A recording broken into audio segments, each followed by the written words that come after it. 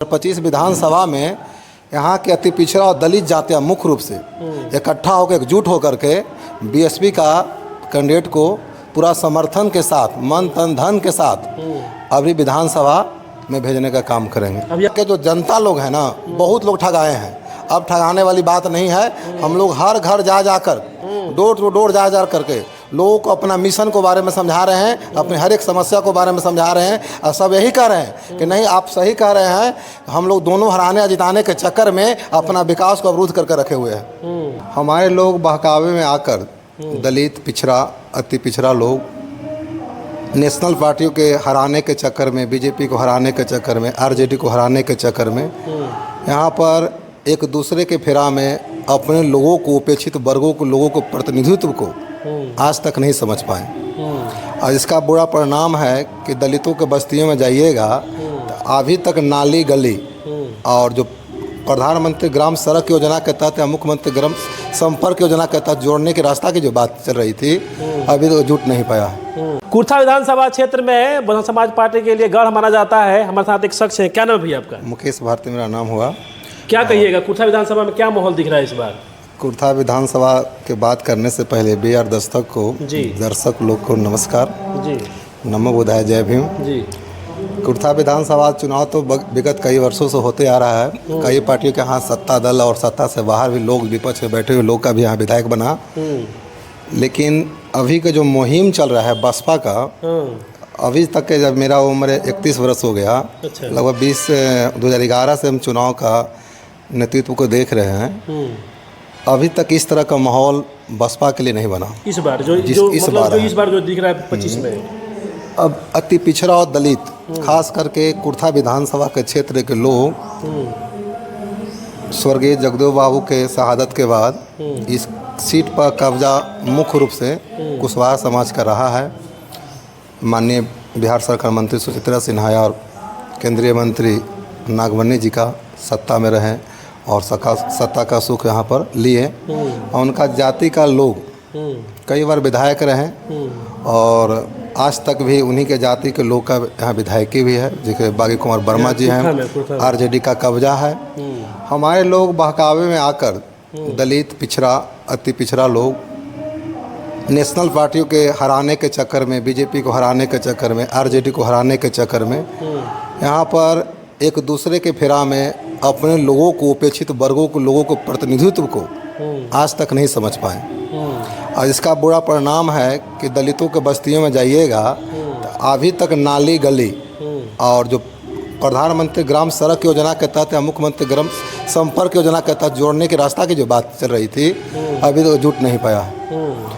और बहुत सारा विकास से उपेक्षित यहाँ लोग हैं, जो खास करके दलितों में जो कमज़ोर जातियाँ का जो लोग हैं, शेड्यूल कास्ट में और शेड्यूल ट्राइब तो बहुत यहाँ नहीं है के बराबर है। अति पिछड़ा में बहुत सारे ऐसे जातियाँ हैं जो उपेक्षित है, वहाँ तक विकास पहुँचा नहीं है। तो लोग एक दूसरे को हराने के चक्कर में अभी तक यहाँ के विकास को पथ से दूर है।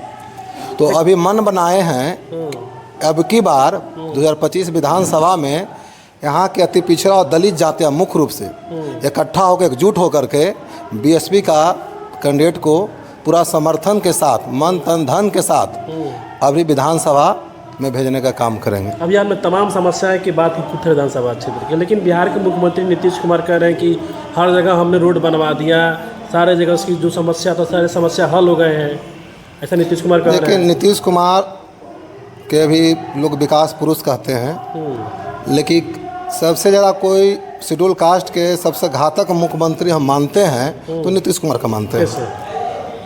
एक आज को 2-3 साल पहले नीतीश कुमार 2020 के बाद सत्ता में गए, तो उनका चर्चा हुई कि दलितों का पैसा जो 81 या 82 करोड़ रुपया था, जो शिक्षा विभाग का पैसा, कृषि भवन में छात्रवृत्ति वाला में, मैंने तमाम बातों को इन्होंने पैसा का मैंने डाइवर्ट करने का काम किए। मुख्य रूप से शिक्षा व्यवस्था को हमारा जो पैसा था दूसरे रूप में डाल दिए, दूसरे बजट में डाल दिए। तो समाज मेरा क्या होगा? शिक्षा से उपेक्षित होगा। आज जिस समाज शिक्षा से उपेक्षित होगा उसको जवाब सवाल करने वाले लोग नहीं रहेंगे। तो अधिक दिन सत्ता में रहने के, राज करने के लिए शुरू से चला आ रहा है कि लोगों को मूर्ख बनाइए। जब तक धरती पर मूर्ख रहेगा तो तेज का रोजगार चलते रहता है। एक एक आरजेडी का विधायक था बीच में सतीश दास, सुने कि बहुत हो हल्ला किया विधानसभा में, ऐसे होना चाहिए वैसे होना चाहिए, ऐसे पैसा खत्म कर दिया गया। परंतु जब वही व्यक्ति सत्ता में चल जाता है तो उसका भाषा बदल जाता है। तो एक रंगा सियार वाली बात होती है ना, उस तरह की चाल चरित्र विपक्ष और पक्ष दोनों बिहार सरकार में। इसलिए हम लोग चाहते हैं कि कुर्था विधानसभा से बीएसपी के कैंडिडेट को भारी बहुमत जिताकर विधानसभा में भेजने का काम करेंगे। क्या अकेले मात दे पाएगी बीएसपी? तो अकेले चुनाव लड़ेगी यहाँ पे? नहीं, ऐसा कोई बात नहीं है। जब जागो तब सवेरा। यहाँ के जो जनता लोग हैं ना, बहुत लोग ठगाए हैं। अब ठगाने वाली बात नहीं है। हम लोग हर घर जा जाकर, डोर टू डोर जा करके लोगों को अपना मिशन को बारे में समझा रहे हैं, अपनी हर एक समस्या को बारे में समझा रहे हैं। और सब यही कह रहे हैं कि नहीं, आप सही कह रहे हैं, हम लोग दोनों हराने या जिताने के चक्कर में अपना विकास को अवरुद्ध करके रखे हुए हैं। इसका मतलब अब सारे लोग समझ गए हैं? हाँ, समझ गए हैं।